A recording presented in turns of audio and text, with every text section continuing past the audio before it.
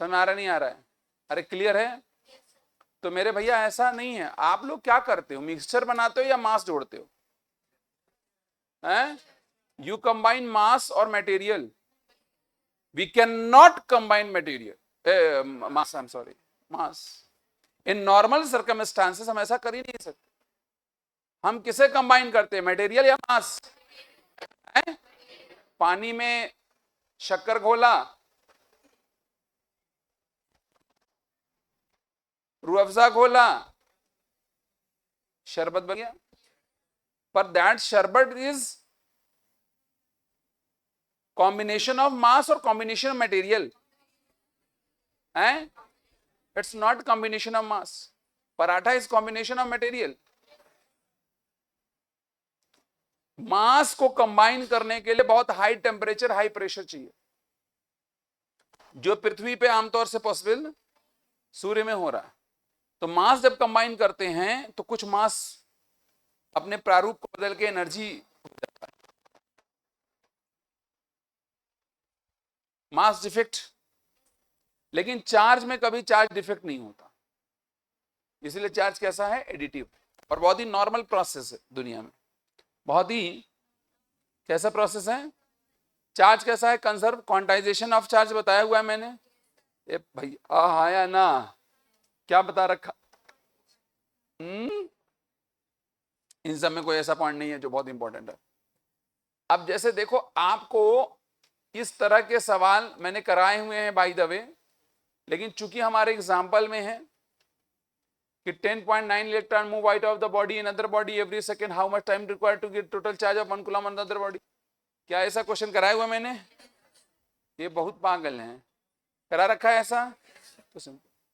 इस तरह के question, how much positive and negative charge is there in a cup of water.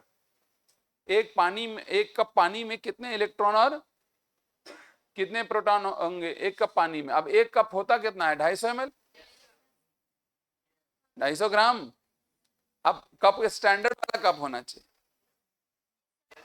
वाला cup नहीं जिसमें गांव में लोग पीते हैं, क्या होता है? ठीक बात है, 250 ग्राम होता है। Let's assume that the mass of 1 cup water is 250 ml ग्राम। तो 250 ग्राम में आप कितने प्रोटॉन कितने इलेक्ट्रॉन निकाल नहीं सकते, नंबर ऑफ मोल निकालोगे। अगला कौन है, कूलॉम्स लॉ। ठीक बात है, कूलॉम्स लॉ में क्या है हमारे पास, वो आपको पता है Q1Q2/r²। ठीक है, ये सुनो। और कूलॉम में लॉ में स्मॉल के किस पे डिपेंड करता है, दो चीजों पे, मीडियम पे और यूनिट पे। मीडियम पे और यूनिट पे। अगर सीजीएस होगा तो के की वैल्यू कितनी होती है, हैं? 1। बहुत अच्छी बात है, अभी तुम्हारा शाम को लग रहा है एनर्जी बढ़ जाती है। क्लियर है, कोई तो चीज तुम ले रहे हो, समय आया कि नहीं आया, इसमें कोई खास वाली बात नहीं। अच्छा एक चीज है, अगर आप इसे याद रखो तो अच्छी बात है, जो ये वाला पॉइंट है इसको चाहो तो आप याद रख लो, क्योंकि इसमें अगर कोई भी सवाल इस तरह का बनेगा तो डायरेक्ट बनेगा कि इलेक्ट्रिक फोर्स और ग्रेविटेशनल फोर्स का रेशियो कितना होता है। ठीक है, थोड़ा इधर होके बैठ जाओ बहन, वो चबूतरे बैठती हैं वो। एफई और एफजी, थोड़ा इधर हो जाओ, उनको काफी फैलना होता है, उनका फैलाव बहुत ज्यादा है, सिंधु नदी इन्हीं की वजह से रुकी है। एफई और एफजी का रेशियो 10 की पावर कितना है, 39। कितना है, 39, 10 की पावर 30। ठीक बात है, यस और no, F E F G. ठीक है, इलेक्ट्रिक फोर्स टू प्रोटॉन, ये किसका किसका रेशियो, इलेक्ट्रॉन का ना, नहीं है, प्रोटॉन और इलेक्ट्रॉन के बीच का रेशियो है। किसका, और ये दो प्रोटॉन के बीच का रेशियो, ये प्रोटॉन और इलेक्ट्रॉन के बीच का रेशियो है, और ये दो प्रोटॉन के बीच का रेशियो। ठीक, तो ये थोड़ा सा देखिए, चूंकि चूरन सवाल बहुत बन रहे हैं, आप समझ रहे हैं, तो अगर चूरन पन्ने पे आए तो ये चूरन पन्ना चूरन चटा देंगे, बोलो समझ आया? आगे बढ़े, बोलो तो ना बढ़े, बढ़ जाए। अब ये सब डायग्राम वगैरह काम का नहीं है अपने, मल्टीपल चार्ज के बीच फोर्स वो सुपरपोजिशन वाला है। कौन वाला है? सुपरपोजिशन आप जानते हैं? बोलो भैया, नहीं जानते हो क्या? जानते हैं, ठीक। अब जैसे यहां पर एक सिंपल है, देखो सिमेट्रिकल चार्ज डिस्ट्रीब्यूशन याद है आपको? मैंने एक बात बताई थी कि अगर एक रेगुलर स्ट्रक्चर है, उसके वॉर्टेक्स पे आप बराबर बराबर चार्ज रख दीजिए, तो उसके सेंट्रोइड पे या सेंटर पे फील्ड क्या आती है? जीरो। जब फील्ड जीरो तो फोर्स भी नहीं होगा। तो यहां किसी को भी रख दो, नेट फोर्स क्या आने वाला है? जीरो। चाहे जितने फोर्स लग जाए क्या आएगा? जीरो। सिमेट्रिकल, ये तो बात बता चुके हैं ना, तो सिमेट्रिकल में थोड़ा सा इसे याद रखिएगा।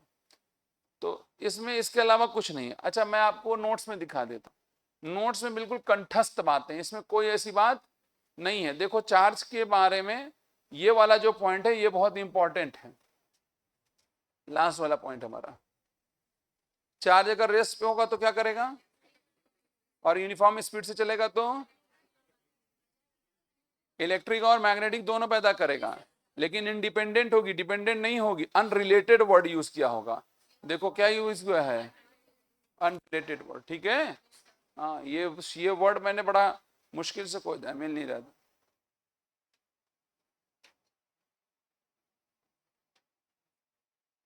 हाँ, unrelated word is the best word to be used here, right? यहाँ हम इंडिपेंडेंट नहीं बोल सकते थे, अनरिलेटेड वर्ड बोलना सही था। एक्सेलरेटेड हुआ तो क्या हुआ? इलेक्ट्रोमैग्नेटिक वेव पैदा होगा। बोलो, क्या आप एक्सेलेरेशन में है कि नहीं, ये पहचान पाते हो ना? पता नहीं, कुछ लोग नहीं पहचान पाते। देखो इसमें चार्जिंग की बात है ना? चार्जिंग में एक बात आपके सामने आई होगी, ये वाली कंडक्शन वाली। कंडक्शन में एक बात आई होगी कि अगर किसी के पास Q1 चार्ज है, किसी को Q2 चार्ज है, टच कराओगे तो टोटल चार्ज रिडिस्ट्रीब्यूट कर जाएगा। टोटल चार्ज और रिडिस्ट्रीब्यूट करके क्या हो जाएगा? R1 बाई में R1 प्लस R। अच्छा, बराबर साइज के हो तो आधा आधा बटेगा। बराबर साइज के ज्यादातर केस में क्या होने वाला है? 90% आपको क्वेश्चन में क्या मिलेगा? बराबर, है ना? आप देखोगे हर साल आए हुए क्वेश्चन में बराबर बनेगा, तो वो आपको एकदम से याद होना चाहिए। Coulomb's law, inverse square law होता है, ये सारी बातें तो आपने पढ़ी हुई है। फोर्स का फार्मूला है, स्मॉल के की वैल्यू है, सब डिस्कशंस हैं, सब कोई खास वाली बात नहीं। लास्ट में देखो इक्विलिब्रियम की बात की, राइट? इक्विलिब्रियम के सारे पॉइंट जहरीले हैं, आपको याद रखना होगा। ये मेरा मुंह देख रहे हैं, पॉइंट्स देखो, ठीक। ये सारे पॉइंट ये तो बता चुके हैं ना, ये सब दोबारा थोड़ी बताएंगे। अब आइए, चलो इलेक्ट्रिक फील्ड के बारे में बात करना शुरू करें। बोलो मेरे भैया, इलेक्ट्रिक फील्ड हकीकत है या है? इलेक्ट्रिक फील्ड क्या है? हकीकत है। अच्छा एक बात बताओ, एक सवाल, एक स्टेटमेंट बोले, बताना सही है कि गलत है। Electric lines of force are the path of positive charge particle. Electric lines of force are the path of positive charge particle. सही है गलत है? हैं? गलत है। मुझे पता था, ये भ्रम मुझे कई लोगों का तोड़ना था। इलेक्ट्रिक लाइन ऑफ फोर्स क्या है फिर? मैंने बताया है बाय द वे, आप देखिए इलेक्ट्रिक लाइंस ऑफ फोर्स है क्या फिर? बोलो। ये भ्रम है, इस भ्रम को मुझे आपको तोड़ना है। आप पढ़िए, These are the imaginary lines which represent the electric field around the charge और charge body। अब जो अगला वाला पॉइंट है वो मैंने एनसीईआरटी से सीधे चोरी कर लिया है। आओ चोर दिखाते हैं, सॉरी चोरी दिखाते हैं। देखो चोरी क्या है, चोरी समझो, कहीं तो लिखा होगा।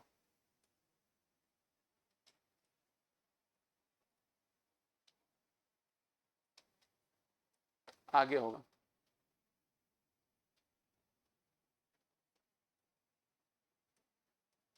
ये सब के बाद है। देखो एनसीईआरटी क्या कह रही, ध्यान समझो, बड़ी गहरी बात। We have studied electric field is the last section. It is the vector quantity and can be represented as we represent vector. Let us try to represent E due to a point charge pictorially. E को represent करने जा रहे हैं pictorially. क्या हुआ, तुम्हारा कान मक्खी घुस गई क्या? बैठे बैठे पता नहीं क्या भैंस की तरह करते। Let the point charge to be place at the origin, origin पर रखा गया। ड्रॉ वेक्टर्स, क्या बोला? Draw pointing along the direction of electric field. अब इलेक्ट्रिक फील्ड की तरफ वेक्टर ड्रॉ करो। ये देखो ड्रॉ किया गया। With their length proportional to the strength, जितना स्ट्रेंथ उतना लंबाई। At the each point, since the magnitude of each field is decreased inversely, the vector gets shorter. जैसे जैसे दूर जाओगे वेक्टर छोटा होता जाएगा। अरे बोलो यार। So in this figure, each arrow indicates the electric field, the force acting on the unit part. We thus get many field lines along, all pointing outward from the point charge. Have we lost the information about the strength of magnitude of field now because of its obtained in the length of an arrow? No. Now the अब पूरी बात लिखा है n %। तो अब draw करते हैं। अगर हम, अब सीधी बात है कि अगर आप ड्रॉ करोगे, इनको कनेक्ट करते हुए लाइन बना दोगे, तो that is called as electric lines of force. तो एक्चुअली ये है क्या? इतना लफड़ा पढ़ने से बजाय यहाँ एक लाइन जो चोरी किया वो देख लो, उसी में से निचोड़ निकाला है मैंने। लाइन क्या है? कहता है connect the arrows pointing one direction which indicate the electric field, that is the force acting on the field line. ठीक है, place tail arrow, then the resulting figure represent field line. यानी जब आप arrow बनाते जाओ, ठीक, और tell और हेड कनेक्ट करते चले जाओ, बोलो यार, तो क्या एक लाइन बन जाएगी? उसी का नाम क्या है? Field lines. कंफर्म? यस और नो? फिर मैंने अभी एक बात कही कि क्या ये पॉजिटिव चार्ज पार्टिकल का पाथ होगा? तो मेरा जवाब है, मैंने जवाब दिया कि नहीं। क्यों? आप बताओ। हैं? बोलो क्यों? क्यों गलत है ये बात कहना कि ये चार्ज की, पॉजिटिव चार्ज की? क्योंकि जैसे ही आप कोई चार्ज रख दोगे किसी की फील्ड जानने के लिए, वो फील्ड को ही अल्टर कर देगा।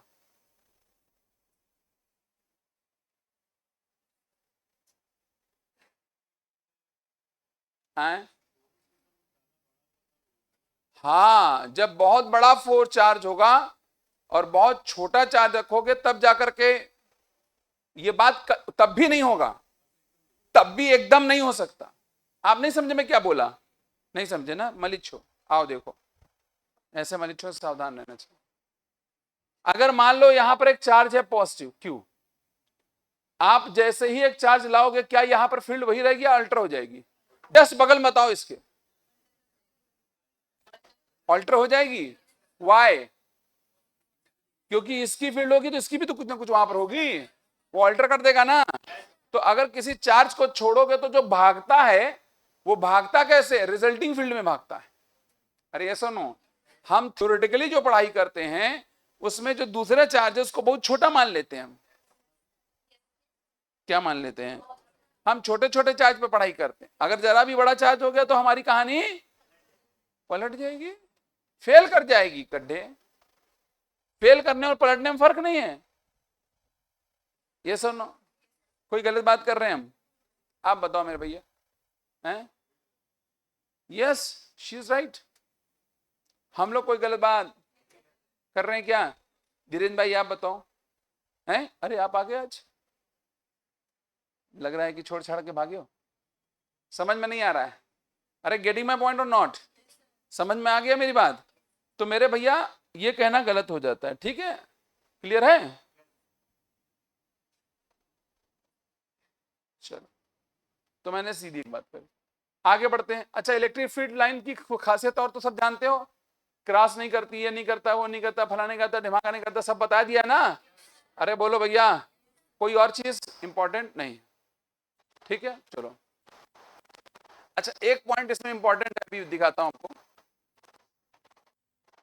ये देखो, इस बात को ध्यान रखो।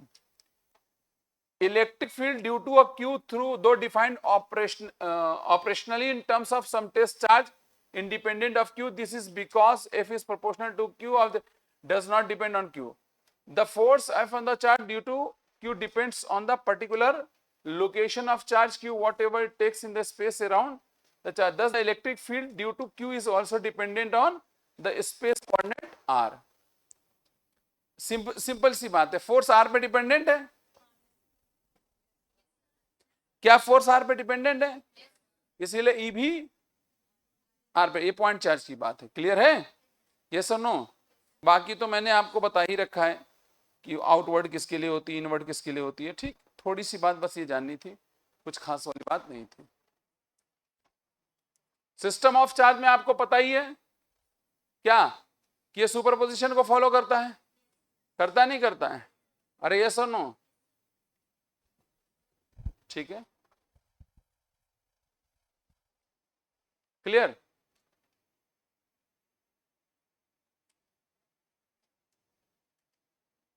चलिए,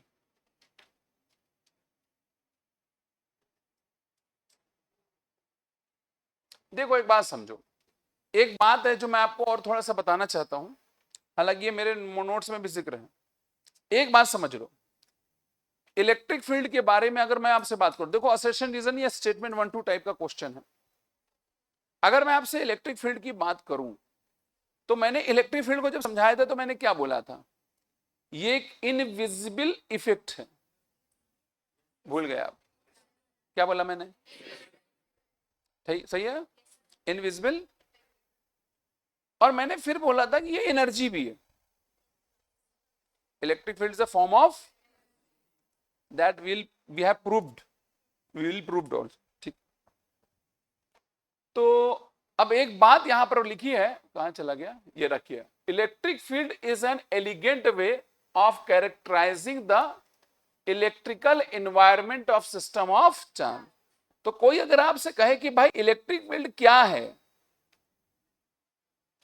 इलेक्ट्रिक फील्ड क्या है, तो आप एक बात और क्या कह सकते हो कि किसी भी चार्ज का के चारों तरफ जो उसका इलेक्ट्रिकल एनवायरनमेंट है, कौन है? That is called as electric field. ठीक है, तो एक देखो, मैं ये पॉइंट आपको हाईलाइट जरूर करा रहा हूं। आपको यार इस पे तो मैंने सवाल ही नहीं देखा, सवाल ही नहीं आता, तो मैं आपको एक जानकारी दे दे रहा हूं। यूट्यूब पर शॉर्ट वीडियो भी पड़ी हुई है मेरी, कई ऐसे पॉइंट थे मेरे नोट्स में पहले भी जो बिल्कुल कभी पूछे नहीं गए थे, लेकिन उसमें क्वेश्चन बने हुए हैं क्योंकि एनसीईआरटी में थे। तो आप इस बात पे मत जाइए सिर्फ कि क्वेश्चन क्या आता है, अगर एनसीईआरटी में है तो आ सकता है कि नहीं आ सकता है, तो ये ध्यान रखो। और जहां मैं पॉइंट करा रहा हूं आप समझ जाना, वहां हिटिंग पॉइंट है, वहां इस वर्ड को यूज करेगा। जैसे क्या यूज कर रहा है? इलेक्ट्रिकल, ये वर्ड यूज नहीं हुआ अभी तक। अरे बोलो भैया, क्या ये वर्ड यूज हुआ है? नहीं, आपको ये क्वेश्चन में मिला नहीं होगा, लेकिन जब भी नया सवाल बनाएगा इलेक्ट्रिकल एनवायरनमेंट यूज करेगा। इलेक्ट्रिकल एनवायरनमेंट का मतलब क्या? पोटेंशियल फोर्स या फील्ड, पोटेंशियल फोर्स या फील्ड। ठीक, थोड़ा सा इस पर ध्यान दीजिएगा। बाकी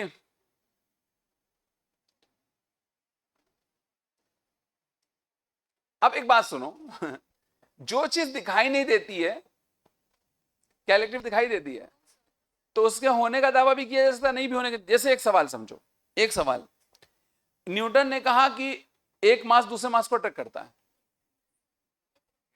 क्या कोई मास देख सकता है? हैं? मास को कोई देख ही नहीं सकता। फिर न्यूटन का यह दावा सच है या झूठ, ये पता नहीं है। तो एनसीईआरटी में एक बात लिखी हुई है कि आप इलेक्ट्रिक फील्ड को मान भी सकते हो और नहीं भी मान सकते, दोनों सिचुएशन। आप समझ रहे हैं? आप फोर्स के बिना पे बात कर सकते हो, आप फील्ड मत बात करो, राइट? किसके बिना पे? फोर्स के बिना पे बात कर सकते।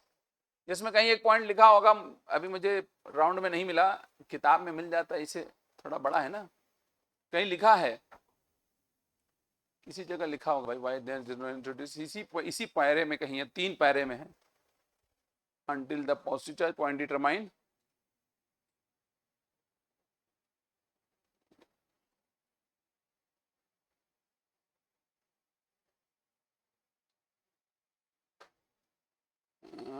इसी में कहीं था भाई, चलो कहीं ना कहीं होगा, हक अड़ा समा गया, मारो गोली।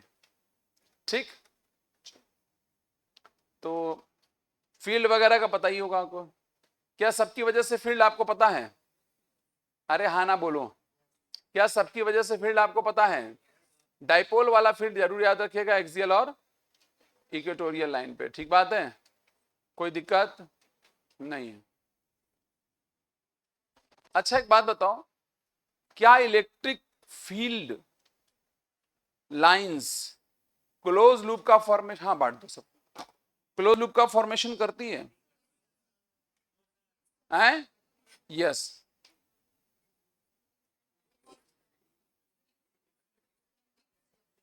इंड्यूस फील्ड की लाइंस फॉर्मेशन करती है।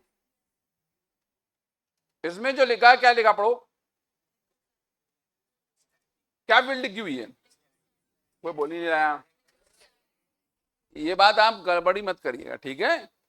इलेक्ट्रिक फील्ड और इलेक्ट्रोस्टैटिक फील्ड, इलेक्ट्रिक फील्ड मतलब एनी काइंड ऑफ फील्ड ना, उसमें इंड्यूस भी आ जाती है, ठीक है? चलो, इलेक्ट्रिक फ्लक्स के बारे में बातचीत तो आप जानते ही हैं,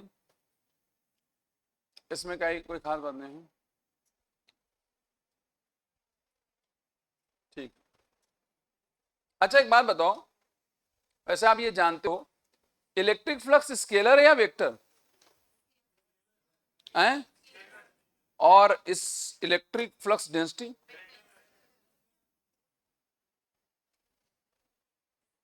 समझते हैं ना आप ये बात?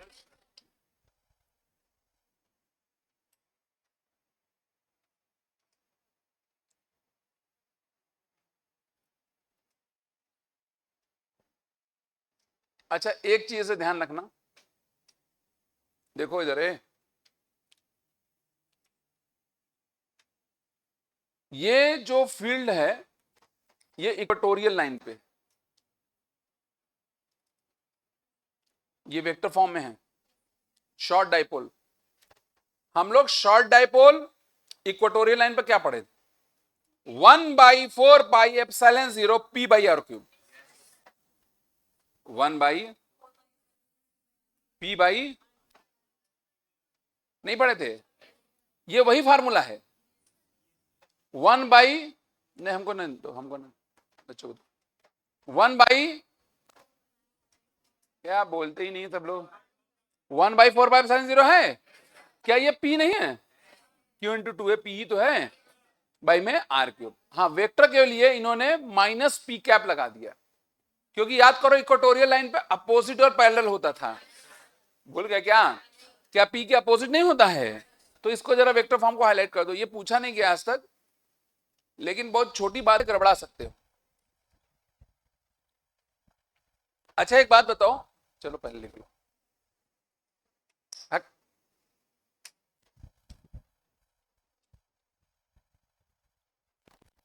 आउट ऑफ सिलेबस बात चल रही बहन, है कि नहीं है?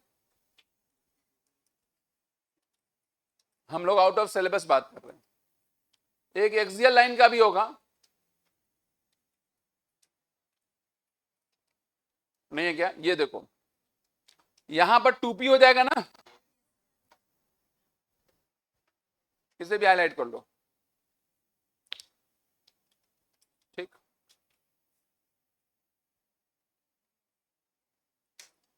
देखो भैया, जब तक डीप डिगिंग नहीं होगी कॉन्फिडेंस नहीं आएगा, ठीक? बहुत जरूरी है।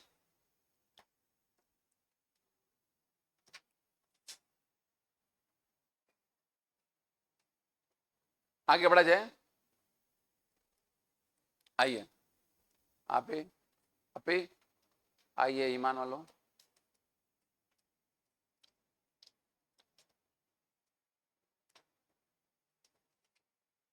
ये एग्जाम्पल कोई खास वाला नहीं था। यूनिफॉर्म एक्सटर्नल फील्ड में टॉर्क है, टाउ कांस्टेंट होता है, वेरिएबल, यही करो तो है।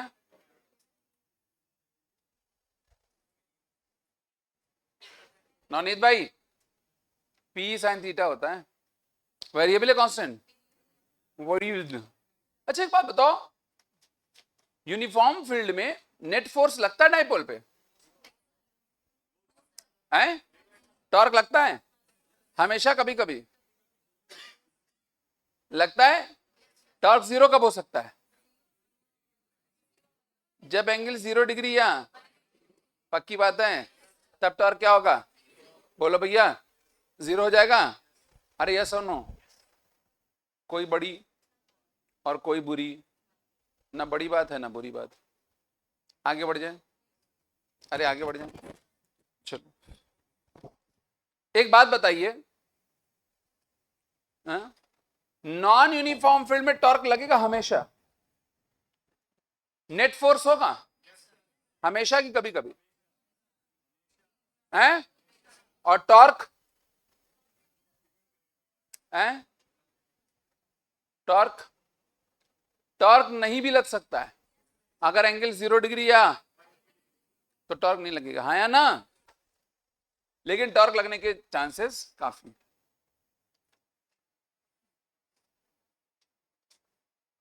आइए, गॉस लॉ को जानते ही आप।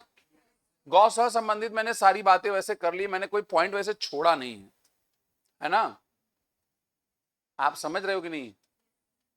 देखो एक बात समझो, इस लॉ में, हालांकि मेरे नोट्स में लिखा हुआ है, इस लॉ के 6 पॉइंट है।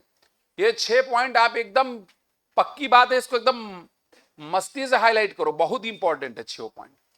6 के 6 पॉइंट, 6 पॉइंट होंगे। कह लो मिल नहीं रहा, हेरा और आ गया।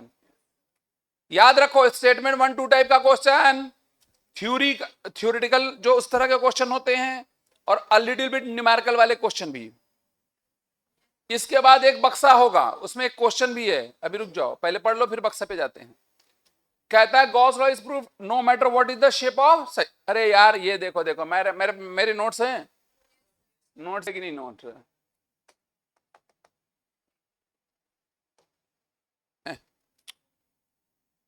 नोट्स है ना? नोट में सब लिखा है, घबराओ नहीं, सब सारे टीप दिया है मैंने, चोरी का सारा। हाँ माल यहाँ है कह रहा है।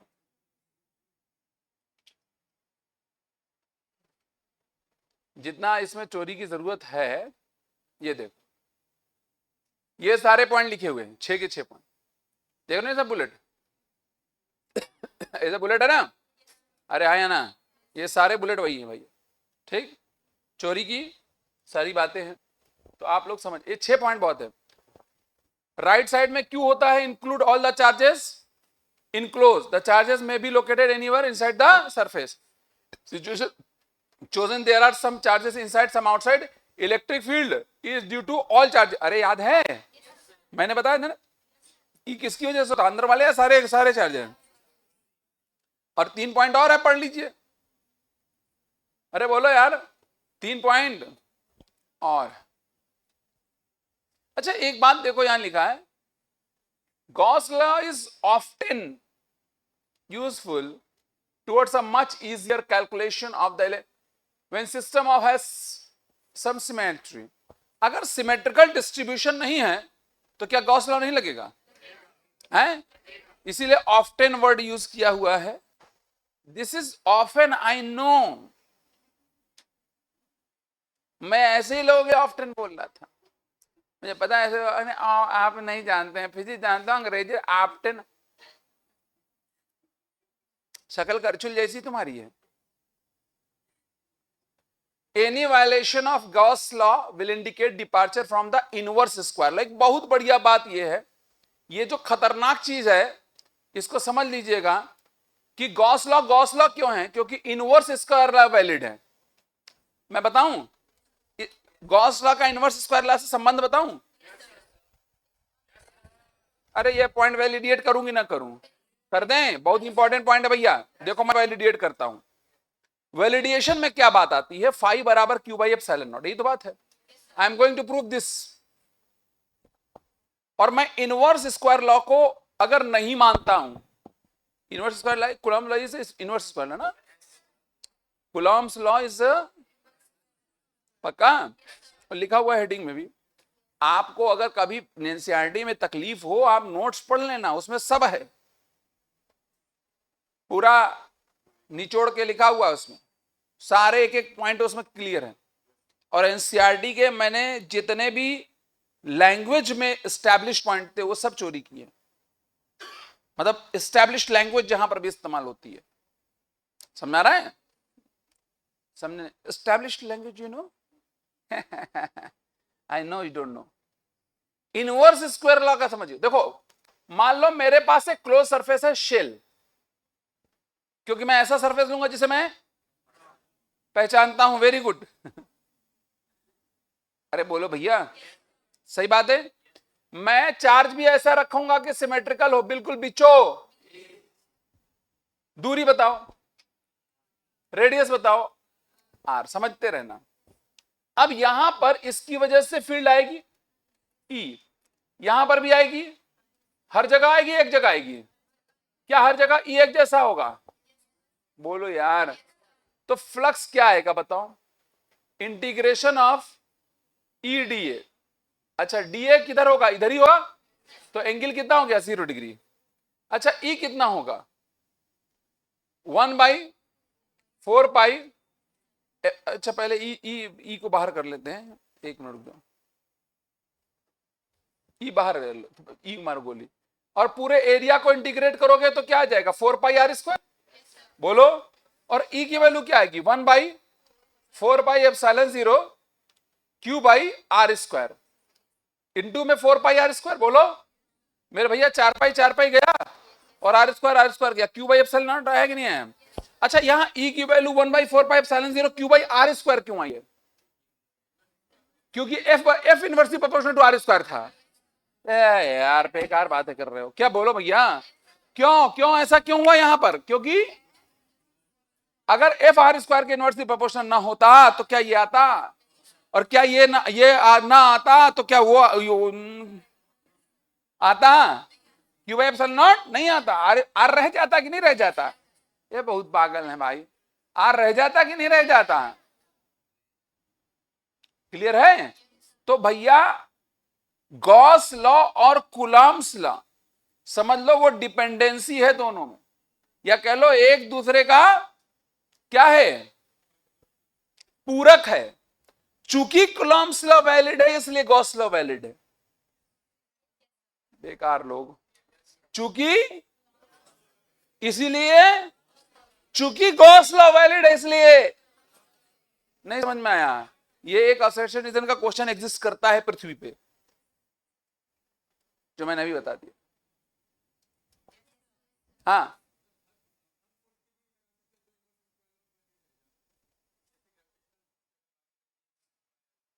अगर वहां गॉस लॉ को एनालॉग करना चाहेंगे तो आप कर पाएंगे, लेकिन एग्जैक्टली ये गॉस लॉ नहीं लगा पाएंगे। समझ आ गई बात? आप समझिए, भाई ने बहुत बढ़िया सवाल किया। इन्होंने कहा कि जहां इनवर्स स्क्वायर लॉ होगा, क्या गॉस लॉ तो यही है। गॉस लॉ जैसा आप कोई नया लॉ क्रिएट कर सकते। नहीं समझिए? जैसे मैं आपको पढ़ाऊंगा गॉस लॉ फॉर मैग्नेटिक्स, क्या चीज? वहां क्या आ जाता है? 0, फाई बराबर 0। तो क्या वो गॉस लॉ है? नहीं, एनालॉगस टू। समझ में आ रहा है कि बात नहीं मेरी? वो एनसीईआरटी में जब मैं वहां पढ़ाऊंगा तो वहां लिखा है लैंग्वेज। भाई ने सवाल बहुत अच्छा किया, वो जवाब आपको वही मिलेगा। ठीक बात है? अरे यस और नो? तो कूलॉम्स लॉ और गॉस लॉ क्या एक दूसरे के होने का दावा करते हैं? बोलो मेरे भैया, दोनों के वैलिडेशन का दावा करते हैं। तो इसलिए एनसीईआरटी में एक बात लिखी कि any violation of Gauss law will indicate departure from the. समझ में आ गया? तो एक बेहतरीन सवाल यहां से बन सकता है। इसके बाद एक सवाल होगा, एक बक्सा है, देख सकते हैं आप, बक्सा है ना? हाँ, ये रहा। इस बक्से वाले सवाल को जरूर देख लीजिएगा, क्योंकि इस तरह के सवाल आपसे पूछने के काफी अच्छे चांसेस हैं मेरे भाइयों बहनों। और इसका अगला सवाल भी बहुत बढ़िया है, सुंदर है, सुशील है। हालांकि मैं आपको एक बात जानकारी दे दूं कि इस तरह के सवाल से एक सवाल नीट पहले बना चुका, काफी पहले। ठीक है? लेकिन इस तरह के सवाल को एक बार देख लेना। ये इस तरह के सवाल मैं आपसे करा चुका हूं, बातें हो चुकी हैं आपसे मेरी। ठीक, बाकी ये सब तो हम कर चुके हैं। गॉस लॉ अप्लाई कर चुके हैं। इसमें बीच में एक पॉइंट और आएगा, एक मिनट,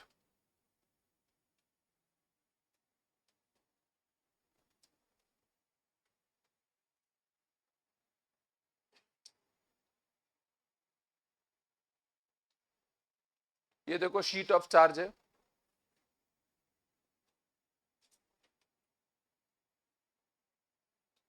ठीक है, शेल की वजह से। अच्छा शेल की, अभी कोई पूछ रहा था कि मैं फील्ड में सिग्मा वाला रो वाला फार्मूला, देखो भाई सिग्मा वाला रो वाला दोनों फार्मूला याद करिए आप, ठीक बात है। चलो अभी मैं फटाफट एक काम कराऊंगा फिर क्वेश्चन कराने वाला हूं। हाँ एक बात सुनो, सु भैया, बहुत बढ़िया बहुत बढ़िया। हालांकि ये जानते हो आप, न्यूक्लियस क्या चीज हो सकती है बताओ?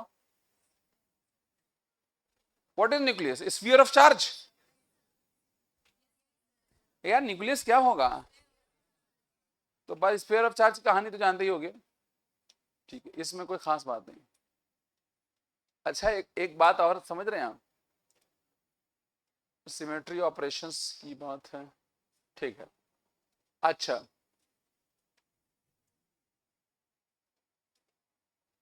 एक इसमें पॉइंट्स टू पॉन्डर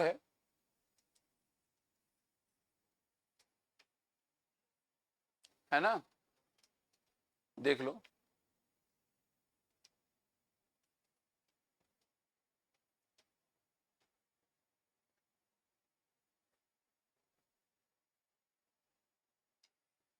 ठीक है, बोले इसमें से सारी बातें हम लोग कर चुके हैं, कोई ऐसी बात नहीं है जो हम लोग का नहीं हुआ हो, लेकिन कुछ कुछ बातें हैं, जैसे आपके पास में पहली बात है, ये बात मैं लॉज ऑफ मोशन में कर लेता हूं। 4 फंडामेंटल फोर्स हैं नेचर में, नेचुरल फोर्स, जिसमें सबसे तगड़ा कौन है? स्ट्रॉन्ग न्यूक्लियर फोर्स, इलेक्ट्रोमैग्नेटिक बता रहे हैं, स्ट्रॉन्ग न्यूक्लियर फोर्स, उससे कमजोर इलेक्ट्रोमैग्नेटिक, उससे कमजोर, और सबसे कमजोर, ये 2-3 पॉइंट हो जाएगा, कोई बात नहीं, ठीक है।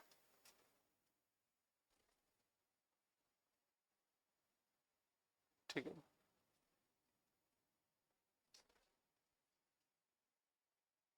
देखो इसमें 2 बातें हैं, समझ लेना। ये तीसरा और चौथा पॉइंट स्मॉल के की वैल्यू के लिए, एक में कहा है यूनिट पे, बोलो, और एक कहा है मीडियम पे, लिखा है, ये सब पढ़े हुए हो, कोई ये कोई नई बात नहीं है, लेकिन पढ़ लेना एक बार, ये 3-4 पॉइंट पढ़ लेना, ठीक है। अच्छा मैं अभी आपको जब एकदम शुरुआत में चार्ज की एडिटिव प्रॉपर्टी के बारे में बात की थी मैंने, तो 5वां पॉइंट पढ़िए क्या कहता है। The additive property of charge is not an obvious, it's not obvious, it's obvious, be silent, I know English, yes, English comes to me. Obvious property, it is related to the fact that electric charge has no direction associated with it, charge is a scalar। एक बात समझ रहे हो, ये कलामात है बहुत बड़ी। Charge है क्या? प्रॉपर्टी। और डील कैसे कर रहे हैं? क्वांटिटी। आपको समझ में नहीं आया, मैं आपको समझाता हूं। भैया आप खड़े हो जाओ, मैं मैं करामात समझा रहा हूं आपको, आप बुरा नहीं मानिए। भैया ईमानदार हैं, इनके पास एक प्रॉपर्टी है ईमानदारी। क्या ईमानदारी को क्वांटाइज्ड क्वांटिफिकेशन किया जा सकता, नापा जा सकता है? हैं? It's very impossible. प्रॉपर्टी को मेजर कर दिया जाए, ये आम बात है या खास बात है? हैं? चार्ज क्या था, हमने उसको क्या कर लिया, तभी तो वो फिजिकल क्वांटिटी बन गई। Only those can be physical quantity which can be measured, जिसका क्वांटिफिकेशन हम कर सकें, जिसे हम नाप सके, क्या वही फिजिकल क्वांटिटी होगी? तो सोचो प्रॉपर्टी का हमने क्या कर दिया, क्वांटिफिकेशन कर दिया। अरे यार सर नो, बैठ जाइए, यही बात लिखी हुई है, बाकी आप क्या बोला।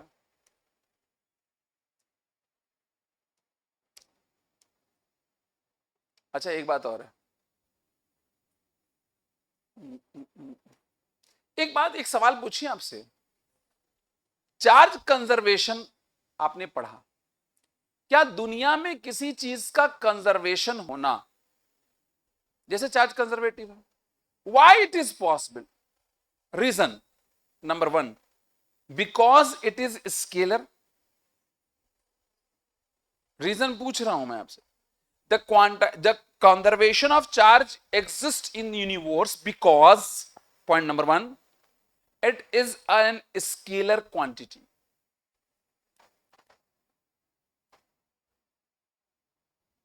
चार्ज में कंजर्वेशन की वजह क्या है, बता सकते हैं आप? क्या ये स्केलर इसलिए कंजर्व है? हैं? बोल भैया, बताओ। चार्ज कंजर्वेशन है कि नहीं है? भाई पागल नंबर 1 होगा, चार्ज कंजर्व है कि नहीं? तो चार्ज अगर कंजर्व है तो मेरा सवाल यह है कि चार्ज कंजर्व क्यों है, क्या रीजन है? रीजन नंबर 1 मैंने आपसे क्या बोला? स्केलर की वजह से कंजर्व। क्या दुनिया में कोई वेक्टर कंजर्व है? बहुते से। अरे लीनियर मोमेंटम, एंगुलर मोमेंटम, क्या ये सब कंजर्व नहीं है? क्या वेक्टर कंजर्व नहीं होते हैं? यार ऐसा रिस्पांस करोगे तो मैं मजा नहीं आएगा यार, जब हम भाई बिल्कुल मरे हुए लोग हैं। मुझे ऐसा लगता है कि आप लोग बहुत सीरियस लोग, और आप में से 90% लोग सिलेक्ट होंगे, मैं ऐसा सपोज कर रहा हूं, आई सपोज इट। और ऐसा रिस्पॉन्स करो भी बेकार है भाई। मैं बहुत गहरी बात कर रहा हूं, सब क्लास में बात नहीं करता हूं, इसलिए गहरी बात कर रहा हूं कि जब गहरी बात करूंगा तो शैलो वाली अपने आप आ जाएगी, वहीं से तो गुजरेंगे गहराई में। अरे भैया समंदर में घुसना है तो ऊपर से ही तो जाओगे,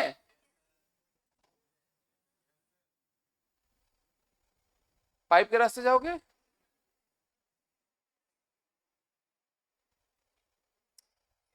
तो चार्ज कंजर्व क्यों है?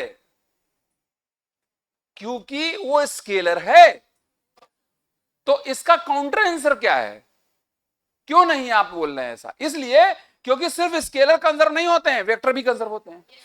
तो किसी का स्केलर होना या वेक्टर होना इस बात की जमानत नहीं है कि वो कंजर्व होगा।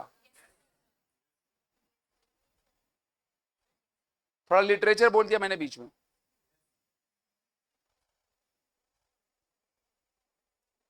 नहीं समझे? वेक्टर भी तो कंजर्व होते हैं, और इसके एनर्जी भी कंजर्व है। बोलो, चार्ज भी कंजर्व है, मोमेंटम भी कंजर्व है। तो भैया स्केलर भी कंजर्व है, वेक्टर भी कंजर्व है, तो स्केलर वेक्टर से कंजर्वेशन को लेना देना। तो फिर सवाल उठता है कि चार्ज क्यों कंजर्व है? इस बारे में एक ही बात मैक्सिमम कही जा सकती है, मैक्सिमम। समझो मेरी बात। The only one thing that can be said maximum, but it is not the complete thing. Science कितना लाचार है, ध्यान से सुनो। एक ही बात कही जा सकती है क्योंकि चार्ज इनवेरिएंट है। चार्ज क्या है? इनवेरिएंट का मतलब फ्रेम ऑफ रेफरेंस पे निर्भर। उसकी स्पीड बदलोगे तो चार्ज के वैल्यू पे कोई असर। जैसे मास के बारे में शायद आप जानते हो कि मास अगर स्पीड बदलता है तो मास बदल जाता है, थ्योरी ऑफ रिलेटिविटी से साबित है। और जो लोग क्लास कर चुके हैं मेरी वर्क एनर्जी पावर की, मैंने उसमें एक्टिव मास रेस्ट मास का कांसेप्ट बताया है।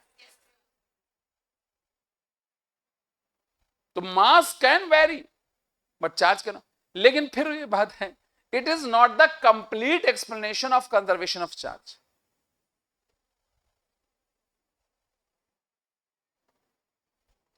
क्योंकि बहुत से सवाल उठ जाएंगे। जैसे एक सवाल सीधे उठा सकते हैं आप कहेंगे फिर चार्ज एडिटिव प्रॉपर्टी क्यों शो कर रहा है?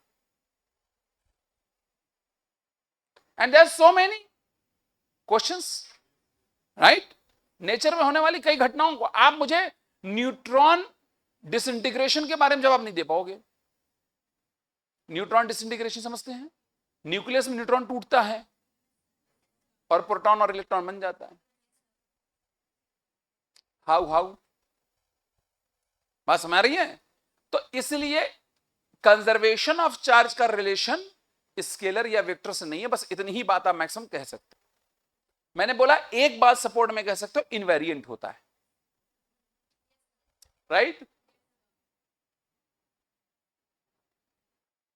एक conservation of total charge of an isolated system is a property of independent of scalar nature of charge. देख रहे हो आप? अरे पढ़े नहीं पढ़े? Noted in the point 6, conservation refers to invariance in the time in a given frame of reference. A quantity may be scalar but not conserved, like kinetic energy in the analytic equation. On the other hand, one can have conserved vector. मैंने वही जो बताया अभी आपको, angular momentum, खाली angular momentum लिखा, linear momentum में लिख लेना। अरे यार और भी तो चार्ज, अच्छा मैं बताऊं चार्ज क्यों कंजर्व? आप कहो तो मैं बता दूं, हैं? ये मैंने वर्क एनर्जी पावर में बताया हुआ है। वैसे जो लोग मेरी क्लास की हैं वर्क एनर्जी पावर की, मैंने उनको बताया हुआ है कि चार्ज क्यों कंजर्व, क्योंकि पूरे ब्रह्मांड में भगवान ने 3 प्रॉपर्टी दी। कितनी प्रॉपर्टी? कौन कौन सी? मास, चार्ज और एनर्जी। समझ में आ रहा है? और सभी तरह की प्रॉपर्टी पे भगवान का कॉपीराइट। चैलेंज है वो इंसान को, मेरी प्रॉपर्टी जो मैंने दी है पैदा करके दिखा दो। क्या समझ रहे? आया ना? विज्ञान कितना भी खोज लोगे पर आप इसको प्रोड्यूस नहीं कर सकते। जितना मैंने दिया है उतने में खुश रहो।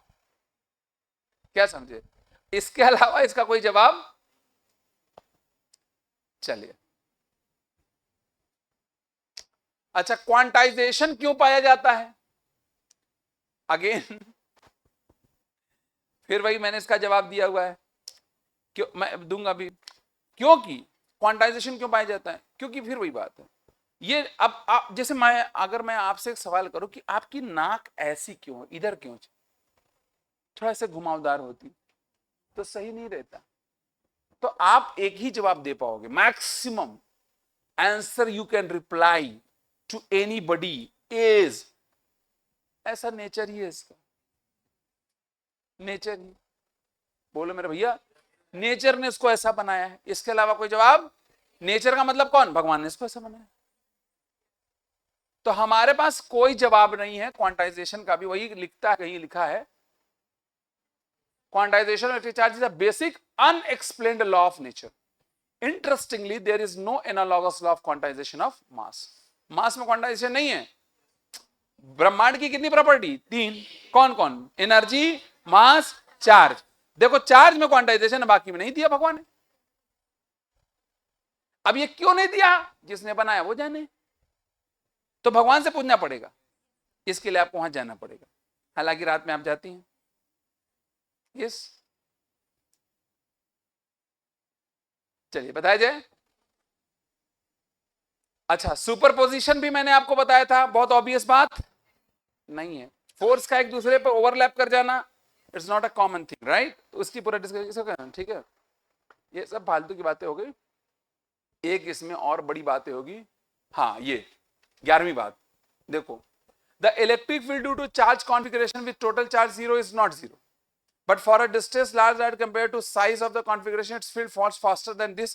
Typical of the fields are due to single charge. The electric dipole is the simplest example of this fact. क्या कह रहा बताओ? कहता अगर कोई चार्ज कॉन्फ़िगरेशन जहां पर 0 चार्ज, जैसे डाइपोल 0 चार्ज है, क्या डाइपोल के पास 0 चार्ज होता है? लेकिन उसके बाद फील्ड कहीं 0 नहीं है।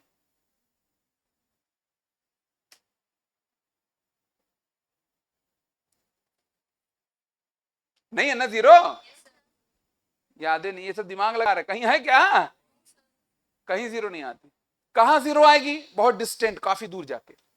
तो वही वो कहता है कि the electric field due to charge configuration with total charge 0 is not 0, but for a distance large compare to the size of the configuration. मतलब तुम आर जो है ए की तुलना में बहुत ज्यादा ले लो तो आर इनफाइनाइट हो गया, तो ई क्या कर देगा उसको? 0। क्या लिखा?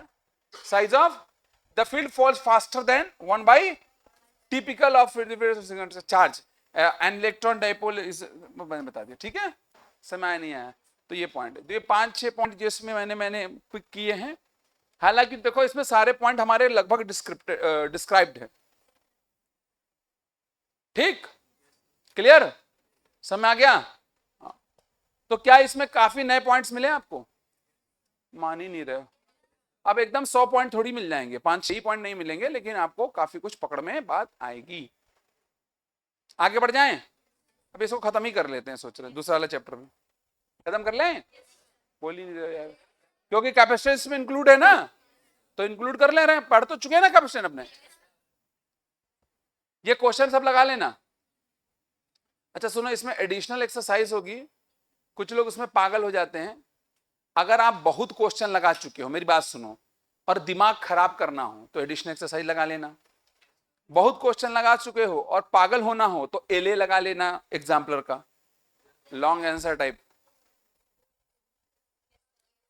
एक एग्जाम्पलर नाम की किताब आती है, उसमें MCQ1, MCQ2, VSA, एसए और एलए, ये 5 तरह के सवाल आते हैं।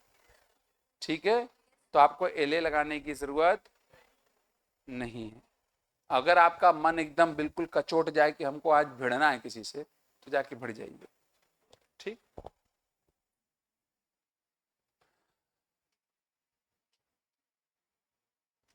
आओ। अच्छा, चैप्टर ही खत्म हो गया।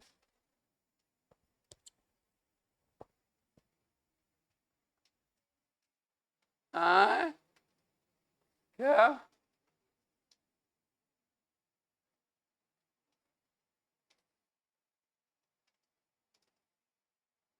देख लो, इसको समाप्त ही कर दें हम लोग आज। पोटेंशियल के बारे में क्या मैं सारी बातें समझा चुका हूं आपको? भैया भैया कुलाम्स लॉ और फील्ड वाला पॉइंट पूरा क्लियर हो गया सबको? ठीक है, आज मैं क्लियर करा रहा हूं। आप फिर एक काम करिएगा, आज कल परसों इलेक्ट्रोस्टैटिक के 20-20 क्वेश्चन लगा लीजिएगा। कितने हो जाएंगे? 60। ठीक है, चिंता नहीं करना अपने को। हमारा टारगेट है कि हम 15 अक्टूबर से 20 अक्टूबर तक 12th वाला पोर्शन खत्म कराएंगे। अरे पूरा अक्टूबर भी चला जाए तो कोई दिक्कत नहीं है अपने पास, क्योंकि नवंबर दिसंबर 2 महीना 11th का पोर्शन पढ़ाने में हमें टाइम नहीं लगेगा, क्योंकि आप लोग घिस के आए होगे उसमें। यूनिट मेजरमेंट में थोड़ी टाइम लगाएंगे हम, वो तो उड़ा देंगे एक दिन में। ये यूनिट्स मेजरमेंट खत्म। नहीं नहीं, ऐसा नहीं उड़ाएंगे, घबराओ नहीं। कोई लोग सोच रहे हैं भाई सभी उड़ा देंगे क्या। देखो, पोटेंशियल मन का मैल है, नहीं है क्या? भाई तुम्हारे तो ज्यादा होगा। हाँ, एक बार भाई नहा करके वजन कर रहे थे, 1.5 किलो कम हो गया। देखो भाई, पोटें समझो, ये ना बकवास बहुत लिखी हुई है इसमें।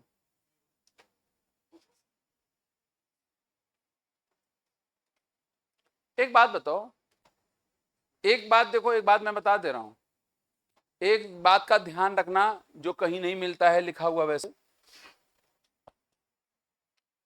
इलेक्ट्रोस्टैटिक पोटेंशियल को डिफाइन कैसे कर रहे हैं? Work done by an external force in bringing unit positive charge from infinity to that point, याद रखिएगा, अनएक्सेलरेटेड। अनएक्से अच्छा, ये वर्ड का क्या मतलब? इसका मतलब उतना ही फोर्स एजेंट लगाएगा जितना फील्ड लगाएगा। आप समझ रहे हैं? आईआईटी ने कई बार धोखा दिया है आईटी के क्वेश्चन में। आईआईटी ने नहीं धोखा दिया है, हालांकि वो भी देते रहते। आप लोग पोटेंशियल डिफरेंस का फॉर्मूला पढ़ते हो, W/Q पढ़ते हो? कभी क्वेश्चन आता वर्क डन बताओ, तो भन्न से W निकाला, Q डेल्टा V किया और आंसर निकाल दिया आपने। मान लो एक एग्जांपल सेट करता हूं मैं ताकि थोड़ा सा और कॉन्फिडेंस आ जाए।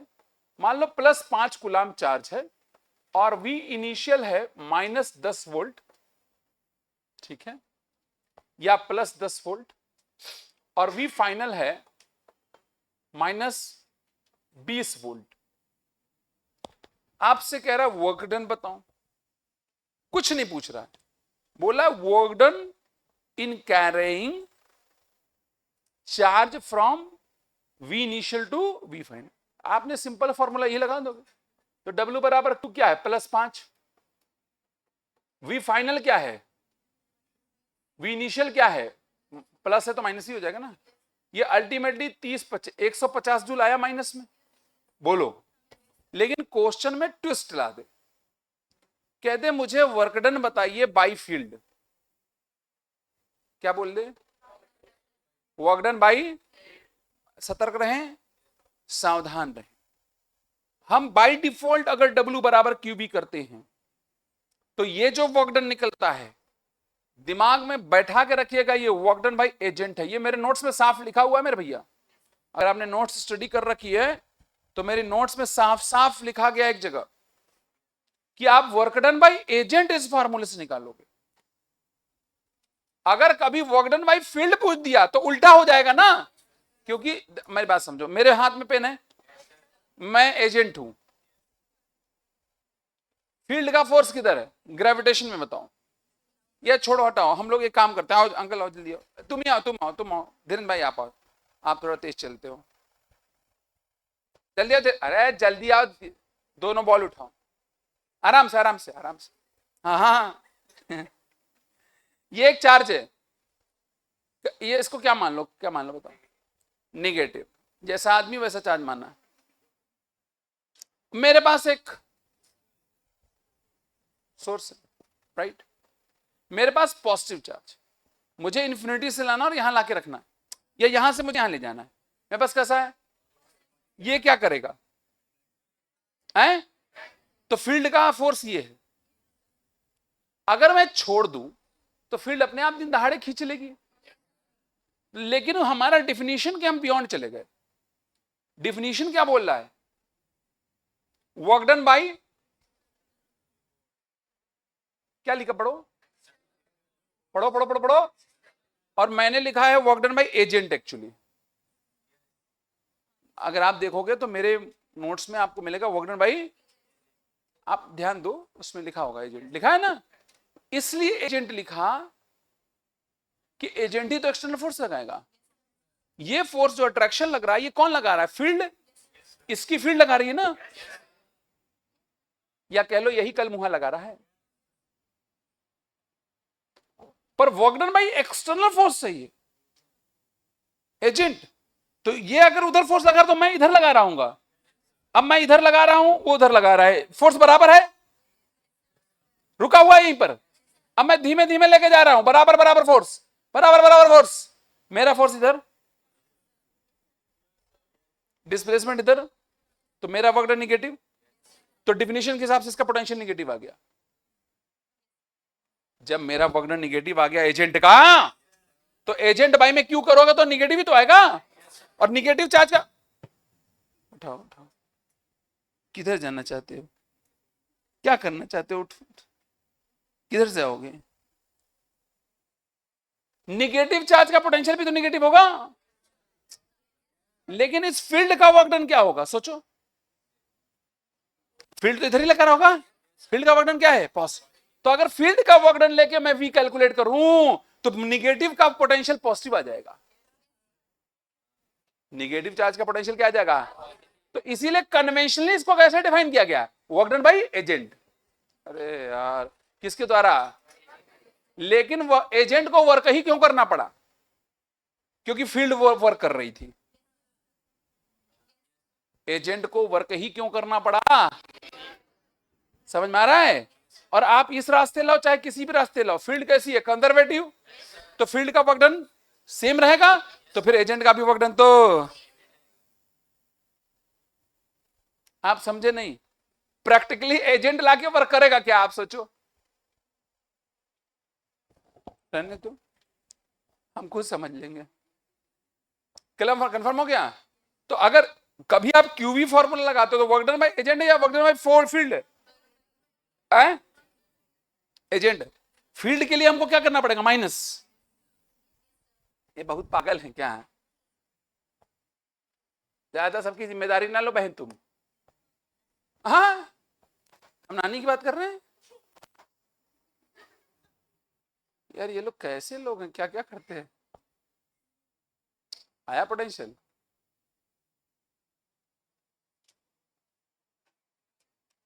हाँ हाँ हड़बड़ाओ ना, हमको पता है, आ गया क्या? हाँ हाँ हाँ हाँ। शॉर्टकट नंबर 1 अभी नहीं आया होगा।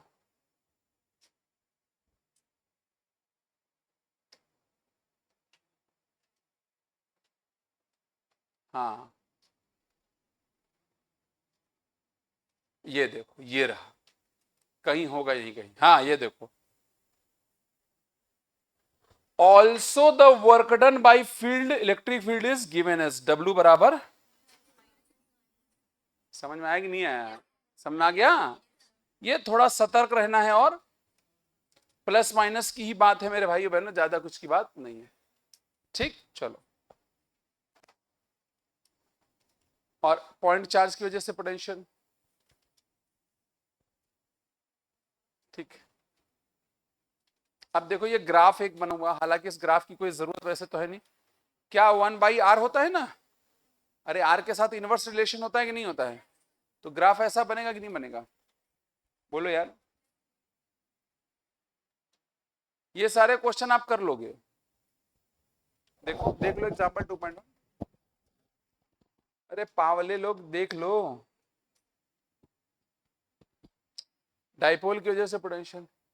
इसमें एक फार्मूला आता है जनरल पॉइंट का, ये देखो।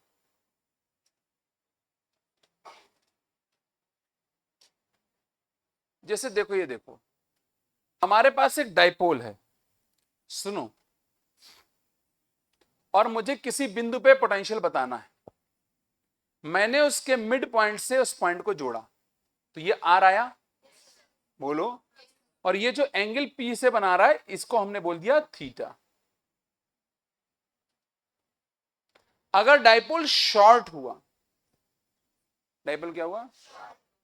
शॉर्ट हुआ। तो डाइपोल शॉर्ट होने पे सीधे सीधे फॉर्मूला चलता है, V बराबर 1/4πε0 P cos theta by R square. क्या होता है? P cos थीटा बाई, अगर मैं इसको कर दूं तो PR cos थीटा बाई में 4πε0 1/4πε0 R क्यूब हो जाएगा नहीं हो जाएगा? बोलो यार, होगा। और ये PR cos थीटा क्या हो जाएगा?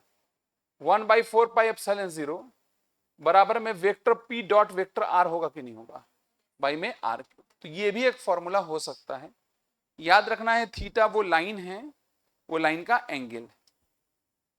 तो 1/4πε0 P dot R by R cube, नीचे कहीं लिखा होगा फॉर्मूला, ऐसा नहीं है, मैंने यहां ड्राइव किया। तो ये देखो, P डॉट R कैप लिखा है ना ये। अरे तो P dot R by R cap भी, इसको ऐसे भी तो लिख सकते हो मेरे भैया, यही फॉर्मूला, सेम फॉर्मूला। क्या हो जाएगा बताओ? V बराबर 1/4πε, देख लो देख लो देख लो, P है ना, और वेक्टर R कैप क्या लिखा जा सकता है? R बाई में मॉड ऑफ R, पहले से R मौजूद है, R स्क्वायर मौजूद है, तो ये अल्टीमेटली क्या बन जाएगा? 1/4πε0 P डॉट R बाई में R क्यूब।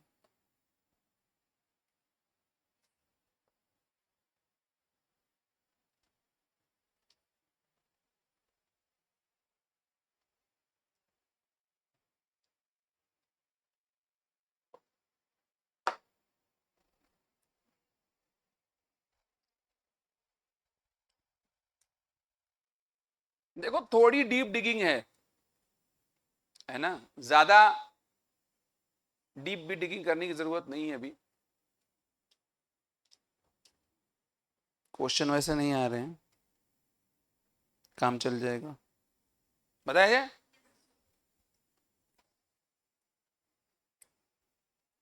चलिए, बहुत अच्छी बात है। तो ये समझ गए ना आप? अच्छा, अब इक्वेटोरियल लाइन पे जब करोगे तो थीटा क्या आएगा? 90 डिग्री। इक्वेटोरियल लाइन पे थीटा क्या आएगा? 90 डिग्री। तो cos 90 क्या हो जाएगा? 0। इक्वेटोरियल लाइन पे पोटेंशियल 0 आता है। एक्सियल पे करोगे थीटा 0 हो जाएगा। थीटा क्या हो जाएगा? 0। पोटेंशियल कितना आ जाएगा? हाँ वही, हाँ, वही 1/4πε0 P बाई आर स्क्वायर। अरे हाँ या ना?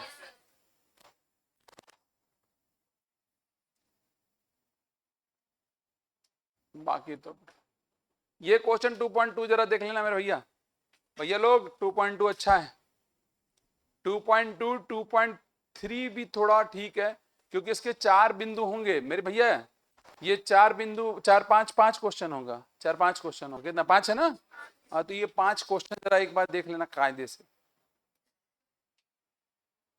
इक्विपोटेंशियल सरफेस, हालांकि मेरी नोट्स में भी है, देखिए 2 चार्ज उसकी शक्ल अलग अलग होती है ना, 2 चार्ज अगर प्लस माइनस रखे हुए हैं और प्लस प्लस रखा हुआ है, ये आज तक सवाल नहीं पूछा है, समझ लो। इक्विपोटेंशियल सरफेस की शक्ल, यूनिफॉर्म फील्ड की शक्ल ये है, बोलो यार, और एक प्लस एक माइनस या दोनों प्लस, ये शक्ल है।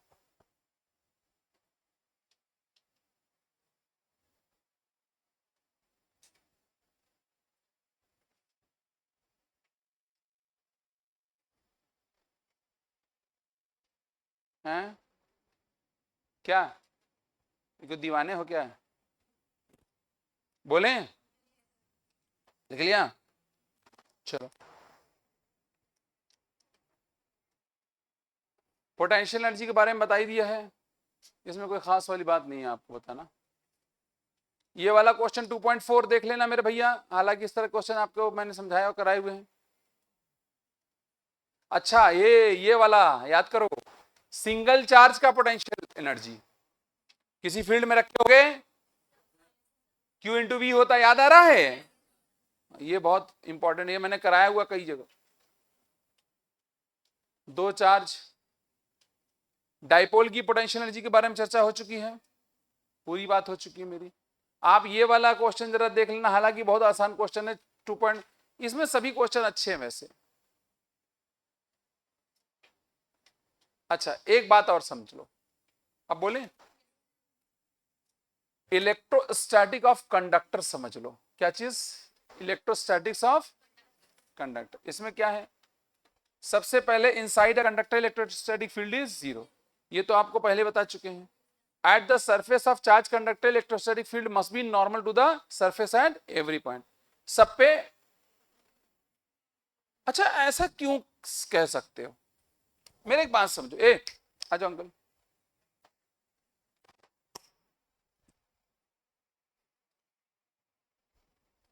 एक बॉल उठाओ, ये बॉल बॉल बड़ी वाली बॉल,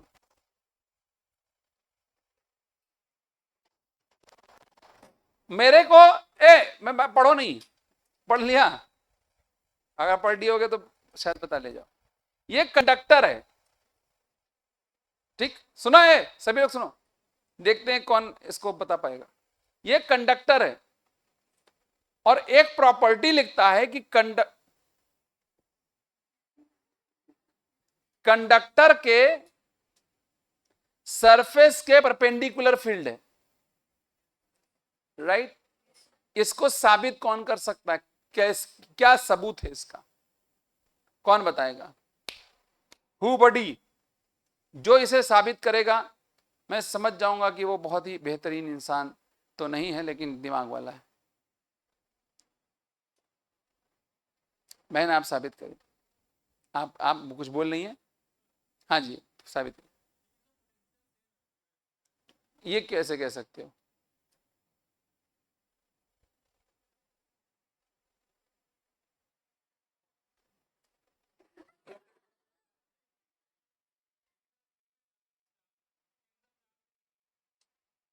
ठीक है, मैंने सवाल पे एक सवाल कर दिया कि आप इस बात की श्योरिटी कैसे दे सकते हो कि हर जगह पोटेंशियल सेम, तो एक बात बोले रामलाल का घर कहां, बोले श्यामलाल के सामने, श्यामलाल का घर कहां है, रामलाल के घर के सामने, दोनों का घर कहां है, आमने सामने, बात ही खत्म। कह रहे ई सेम है इसलिए वी सेम है, ये कौन कह रहा है कि हर जगह ई सेम होगा, भाई ये तो स्फेरिकल है ना, अगर मान लो उल्टा पुल्टा होता, आड़ा तिरछा होता तो है,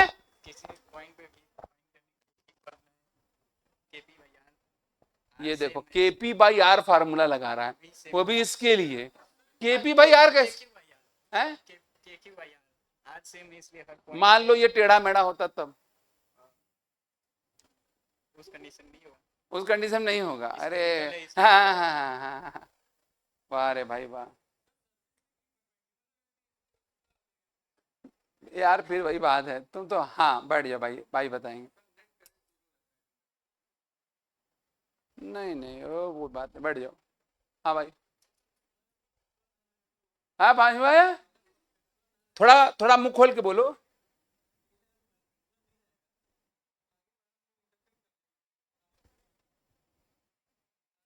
कमाल है, आपने जो बताया कम से कम 10-20 जूते बनते हैं। बैठ जाओ, पता नहीं क्या बक रहा है, तो मतलब है नहीं कह रहा परपेंडिकुलर इंटरसेक्ट कर दे। ये लाइंस ऑफ फोर्स एग्जिस्ट ही नहीं करती। इलेक्ट्रिक फील्ड को एक्सप्लेन कर रहे हैं लाइन ऑफ फोर्स से, क्यों भाई? यार वो तो एक सुविधा है मेरे भैया, उस पे उससे थ्योरी की, उससे कंसेप्चुअल बात कहां से करोगे? कोई और बता सकता है? तुम्हारा वाला, तुम्हारा वाला गलत था, मुझे क्या पता, तलाक दिया क्या उसने? अच्छा इसकी बात कर रहे हो। सरफेस पे पोटेंशियल सेम होगा। क्यों? तो क्योंकि फॉर्मूला आर डिस्टेंस के अरे लिए अगर अलग तरह का, तुम बार बार वही फार्मूला क्यों बता रहे हो? अगर अलग तरह का आड़ा तिरछा हुआ तो इधर आओ। उस केस में ये बात तो लागू होगी ना कि फील्ड परपेंडिकुलर है, क्योंकि कंडक्टर चाहे टेढ़ा हो चाहे मेढ़ा। चलो मैं बताता हूं, और कोई ट्राई करना चाहे तो बता सकते? कोई नहीं है। चलो एक बात श्योर है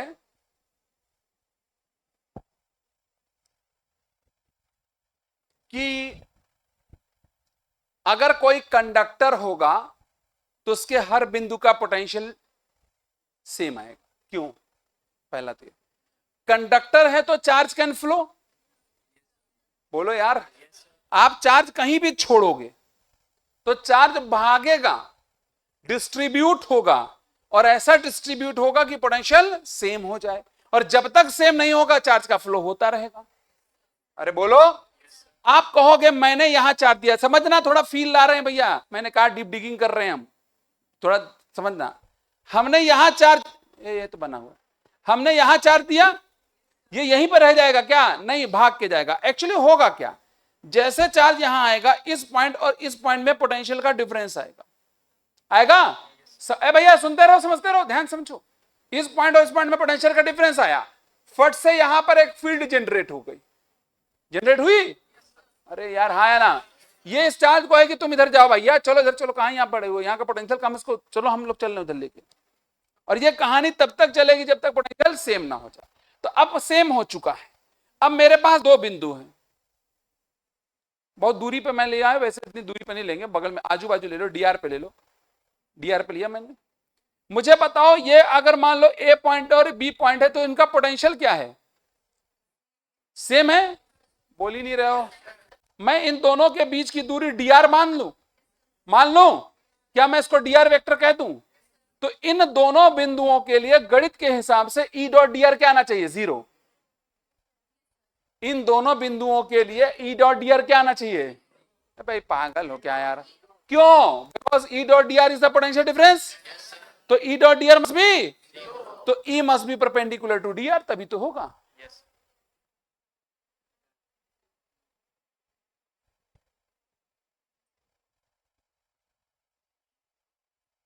चाचा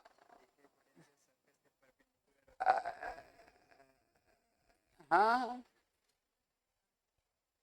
क्योंकि अब जो भैया ने बात बोली, एक्चुअली मैं ये बात बोल चुका हूं, पर आपको याद नहीं रहता। आप लोग ये समझते हैं कि मैं क्लास में जो चुटकुला बोल रहा होता हूं तो चुटकुला है।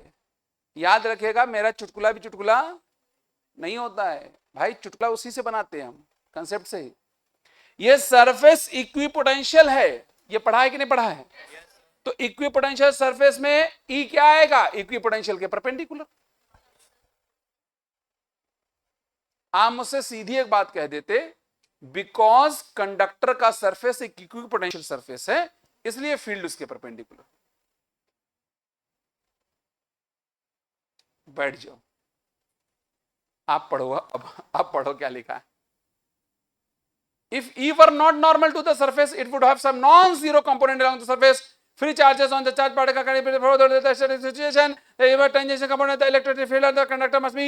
समझ आ रहा नहीं आ रहा है? अगर फील्ड वहां कुछ कंपोनेंट रखेगा तो चार्ज मूव करना चाहिए ना। बोलो यार, और स्टैटिक कंडीशन में क्या हो जाता है, चार्ज मूव नहीं करता है, चार्ज मूव करना बंद कर देता है। ठीक, समझ आ गया? The interior of conductor can have no access charge in the static situation. नहीं समझे? अगर कोई कंडक्टर है तो उसके अंदर चार्ज नहीं होगा, बाहर चार्ज एग्जिस्ट करेगा। कहानी में ट्विस्ट है। कंडक्टर में कितनी लेयर होगी, एक दो, एक अंदरूनी एक बाहरी। आप जो भी चार्ज दोगे यहां भाग जाएगा, अंदर चार्ज एग्जिस्ट। अच्छा मैं आपसे एक सवाल पूछूं, क्या कोई ऐसी सिचुएशन हो सकती है कि चार्ज अंदर एग्जिस्ट करे, अंदर वाली लेयर पे एग्जिस्ट करे? क्या कोई ऐसी सिचुएशन हो सकती है?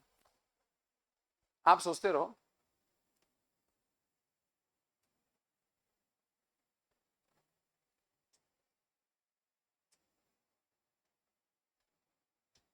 ये तो जानते ही हो, हॉलो के अंदर पोटेंशियल सेम होता है, ये बात जानते हो।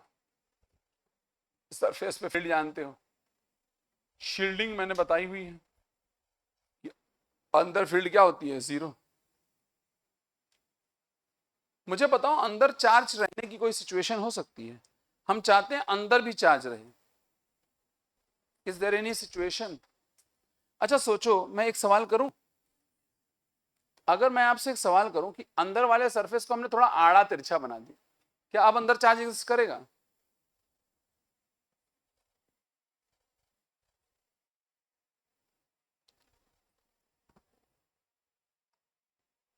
बताओ यार, करेगा नहीं करेगा? नहीं करेगा। अंदर चार्ज एग्जिस्ट कर सकता है, अंदर चार्ज तभी एग्जिस्ट जब इसके अंदर कोई चार्ज हो, हॉलो के अंदर को। वही क्या करेगा, अंदर चार्ज को होल्ड करके रखेगा। अरे यस और नो? अन्यथा की स्थिति में अगर अंदर चार्ज नहीं है तो फिर कंडक्टर के इनर पार्ट, इनर सरफेस पे चार्ज की मौजूदगी संभव नहीं है। कन्फर्म है?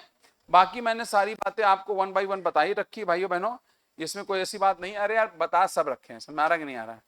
अब याद ना हो तो बात ही अलग है। 2.7 का डाइलेक्ट्रिक और पोलराइजेशन की बात करी हुई है मैंने।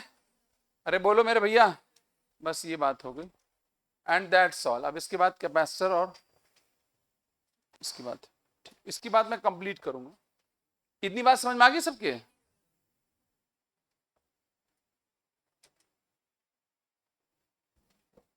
थोड़ा सा कैपेसिटर का पोर्शन मुझे याद आ गया, हम लोग सर्किट डीली में अभी बाकी रखे। सीरीज कॉम्बिनेशन, पैरेलल कॉम्बिनेशन पढ़ लिए हो? नहीं पढ़े हो अभी आप? पढ़ लिए हो? अभी एनर्जी स्टोर नहीं बताएं, भी बता देंगे, रुक जाओ। बहुत ज्यादा नहीं है, एनर्जी स्टोर वगैरह बताएं, ठीक बात है। दैट्स ऑल कि आप इलेक्ट्रोस्टैटिक के इतने पॉइंट निकाल पाए, ठीक बात है। अब आपको मैंने जितना भैया पढ़ा दिया समझो इलेक्ट्रोस्टैटिक में, अब मैंने एकदम पूरा डीप सब कुछ उसका शैलो लेवल पे, डीप लेवल पे सारी चीजें मैंने आपसे बता दी। कंफर्म है? अब आप एक बार एक काम करिएगा, नोट्स आपके पास मौजूद हैं। देखो यार नोट्स जो है ना वो इसी का पूरा निचोड़ है, उसमें मैंने पूरा सिलसिलेवार लिखा हुआ। तो एक बार इलेक्ट्रोस्टैटिक को और थोड़ा चक्री घुमा लीजिएगा और क्वेश्चन इसका लगा लीजिएगा, ठीक। वंस मोर हम इसका टेस्ट ले लेंगे, क्लियर? अरे यस और नो? चलिए, तो ये रही कहानी किसकी, इलेक्ट्रोस्टैट की।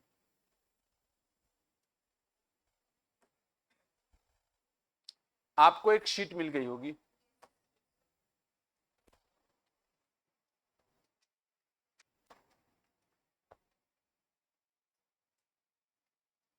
मिलिए, लेक्चर 6 वाली।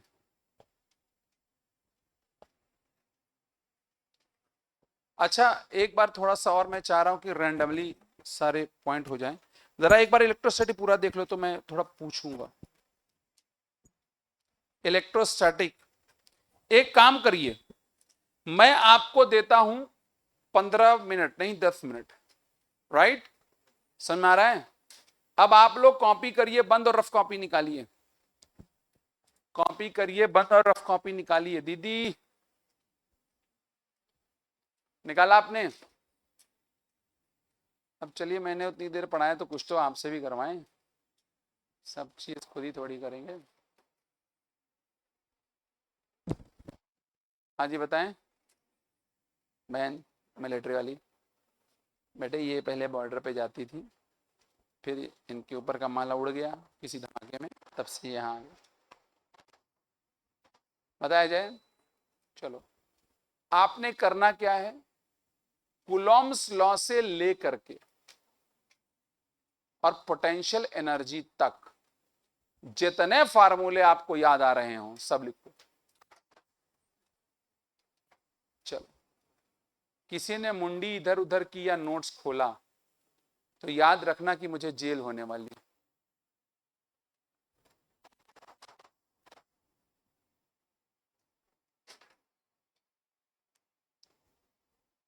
चढ़ जाओ चढ़ जाओ, चढ़ के लिखो।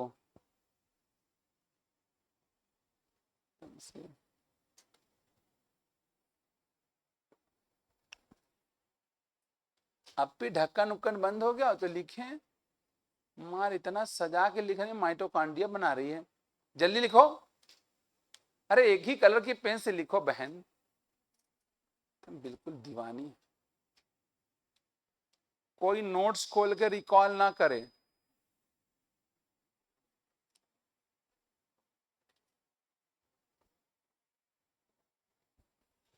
जितने फार्मूले याद आ रहे हो सब लिख जाइए।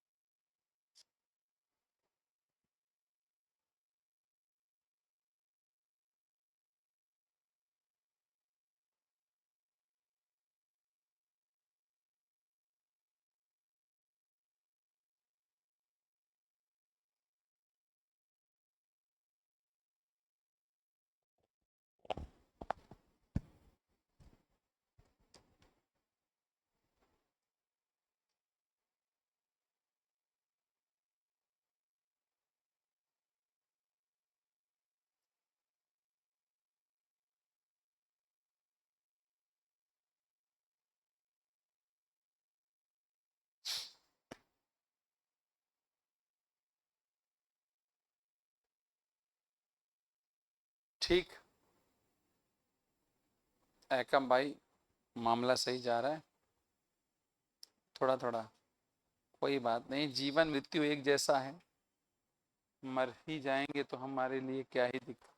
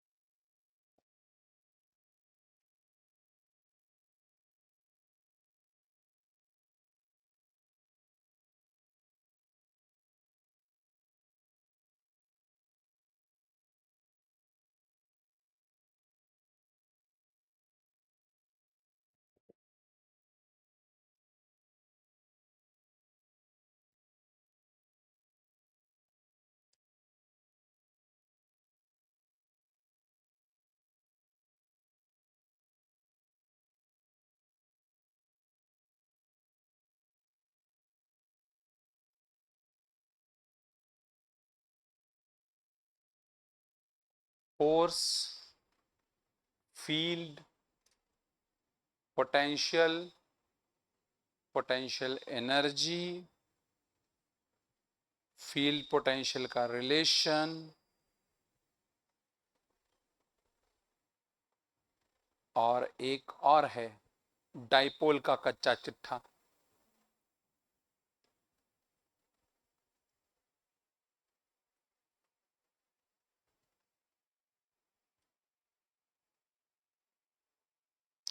तीन मिनट का समय और देंगे आप।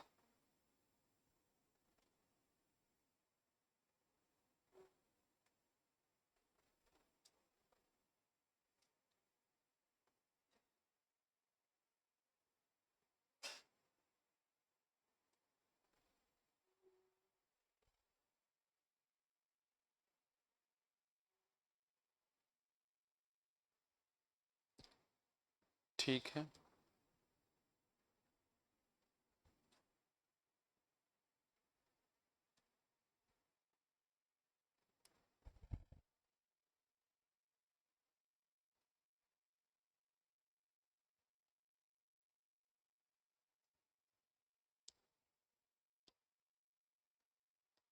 हाँ जी, हैव यू डन?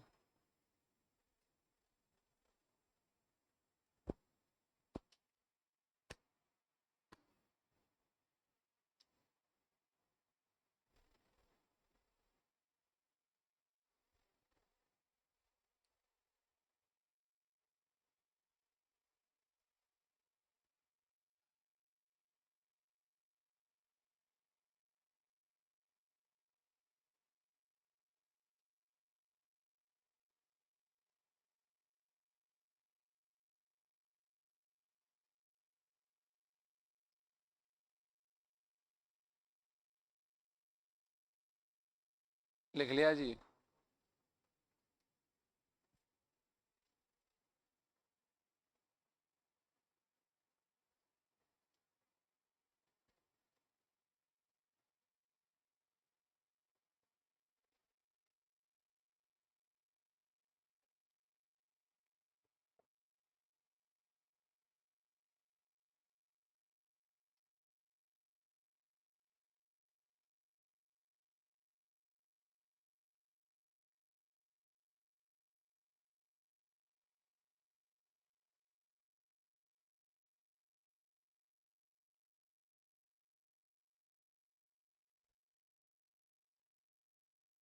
हाँ जी, लिख लिया सबने? सभी ने लिख लिया? लिख लिया धीरेन्द्र भाई? अब एक काम करिए, अगल बगल कॉपी अपनी एक्सचेंज करिए पड़ोसी से अपने। ठीक बात है, अगल बगल एक्सचेंज करें आप, जल्दी से करें। Exchange with somebody, your copy exchange करिए प्लीज।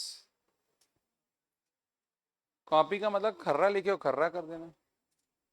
जाकर करो एक्सचेंज। किनसे करें एक्सचेंज? इन्हीं से कर लो। ये काफी अच्छी है बहन। आपका आपका बच रहा है, आपका इनसे कर लीजिए। हैं, किसी और से एक्सचेंज हो गया, आप एक्सचेंज कर लो। एक जने का बच रहा होगा किसी का एक्सचेंज, सबका हो गया एक्सचेंज, आपका नहीं हुआ एक्सचेंज। आप दे दीजिए इधर किसी को, इनको दे दीजिए।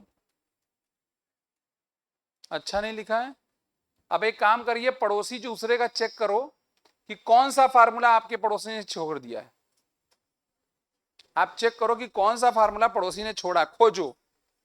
Find the error of your पड़ोसी जिसमें आप माहिर हैं। तुम्हारी कॉपी चेक नहीं हो रही है तो मत करो चेक। तुम्हारे पास बहन क्या, तुम उनका क्यों देख रही हो? इनकी कॉपी देखो ना तुम।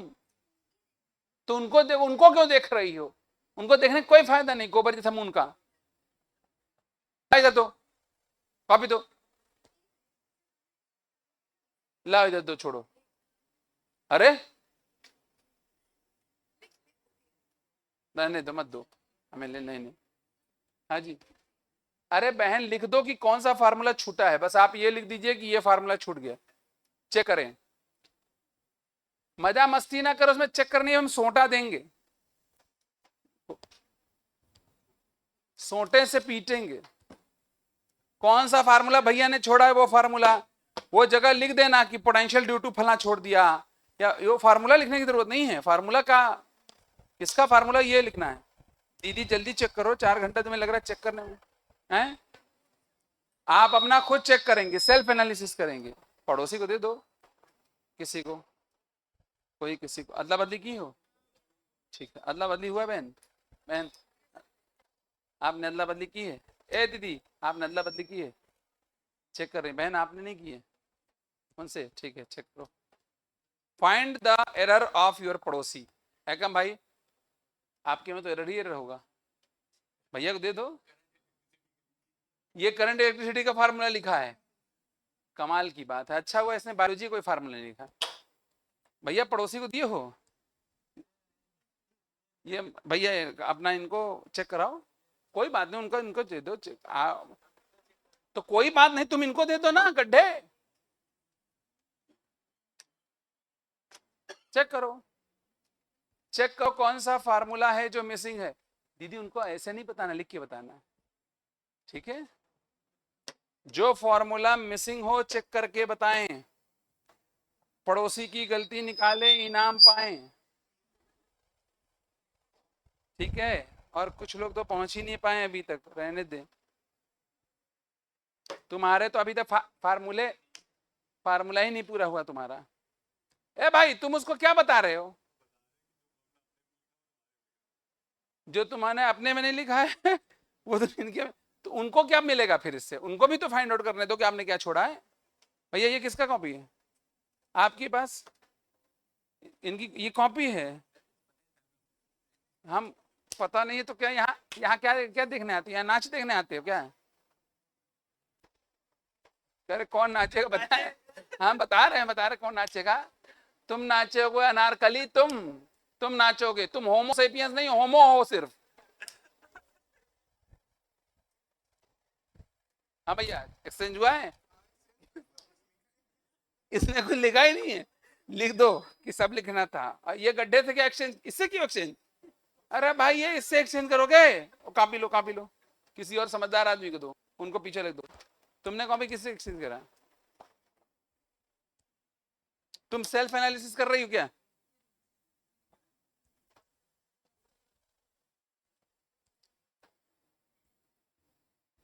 आप एक्सचेंज ऑफर चल रहा है? हुई बॉर्डर बदल गया आपका है क्या? अच्छा वही तो कहेंगे, इतना अच्छा बॉटल तुम्हारा कैसे हो सकता है? मुंह से अच्छा बॉटल कैसे हो गया? चुप रहो बहन, तुम्हारे मुंह से अच्छा बॉटल थोड़ी हो सकता है। बहन कुछ समझ में आ रहा है उन्होंने क्या छोड़ा है? छोड़ू क्या एकदम? ए तुम क्या ये क्या है? ये क्या चल रहा बहन? खेल चल रहा क्या इधर? तुमने किसको दिया है? इनको? इनको तो पहचानती हो, वापस ले पाओगी इसे? दे देना इनको। पॉट एनर्जी का छोड़ दिया इन्होंने, तो पूरा लिखा करो। पॉट एनर्जी लिखा, आगे कोई टीवाई लगा गया तो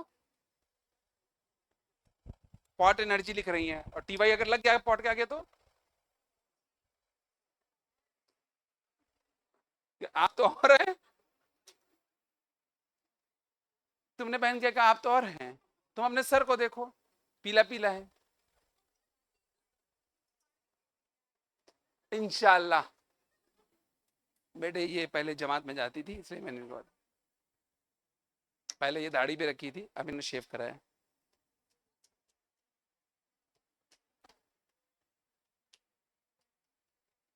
हो गया चेक? भैया वापस करा जाए कॉपी, अगर चेक हो गया हो तो वापस करा, जल्दी करो बस, मेरे पास टाइम 2 मिनट और है। वापस करो। कितने लोग ऐसे हैं जिन्होंने सारे फॉर्मूले लिखे हैं? 1 2 3 3.5 और 3.25 लोगों ने, बाकी सबके सारे फॉर्मूले। अब आप लोगों को मैं एक होमवर्क देता हूं। ए भैया आज तो मैंने क्वेश्चन नहीं करा, क्वेश्चन तो अब कल कराऊंगा। मैं आप लोगों को एक होमवर्क दे रहा हूं, सुनो। होमवर्क लिखो HW,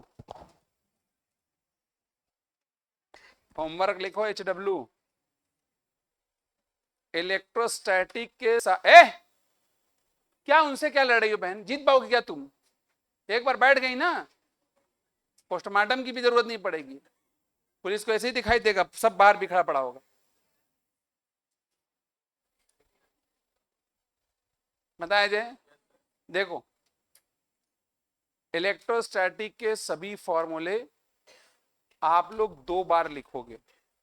कितनी बार? कंफर्म? बिना देखे या देख देख के? अपने से नहीं घूम रहा क्या? नहीं भाई, क्यों नहीं घूम रहा? अरे ऐसा कैसे हो सकता? हाँ जी, एक बार देख के, एक बार बिना देखे। समझ में आ रहा है? चुट्टे भी यहां बैठे हैं, ठीक। और आप लोग आजकल हम लोग इसके लेक्चर 6 वाला शीट मिला है ना, ये मैं कल कराऊंगा, ठीक बात है। और आज कल, आज कौन सा दिन है? बृहस्पति है, कोई जुमेरात बता रहा, कोई आ गया मजार से, तुम हो? तुम झूठ मत बोलो बहन, तुम अभी झिंगा लाला करोगी जाकर के वहां जाके। तो आज जुमेरात कह रहे हैं, आज थर्सडे है, थर्सडे फ्राइडे और सैटरडे, 3 दिन आप लोग इस पे काम कर लीजिए। अगर भगवान ने ठीक ठाक चाहा तो संडे या मंडे में टेस्ट ले लूंगा, ठीक है। थैंक यू, आज के लिए इतना ही।